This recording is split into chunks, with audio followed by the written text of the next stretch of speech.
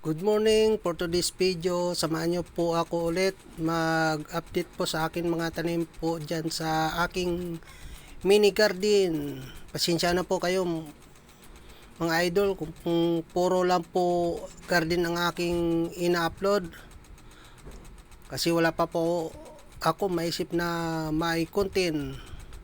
Yun po mga idol, samahan nyo po ako sa aking garden.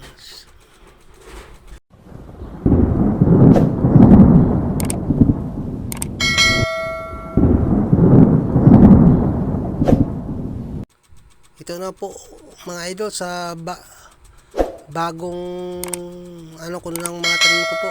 Ayan, yung kalabasa po medyo malaki na, sana po mabuhay. Pati po yung dalawang punong papaya, tsaka yung tatlong punong siling hindi ko po alam yun kung anong sili yan, labuyo o bell pepper po. Basta tinanim ko lang po yan dyan mga idol. Yan po yung kamatis ko, sana mabuhay din po. Tapos yung po mga idol, yung alugbati medyo nabansot kasi po na na po nabalutan na po ng sigarilyas. Tumaba po yung sigarilyas po mga idol, kaya parang nabansot na po yung alugbati. Paano masabi?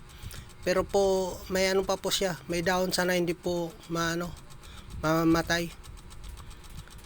Yan po mga idol, gumagapang na po mga idol. Ang ginagawa ko po, tinatalian ko po para hindi siya para gumapang po siya sa yan naman po mga idol yung aking tanim na gabi na siya lumiit dahil po siguro sa nung tag-init.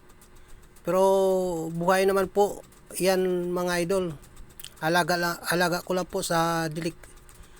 Yung iba po yan saan niya, sa takway po, kaya daming maliliit. Kaya alaga lang po kasi may ulamin na naman.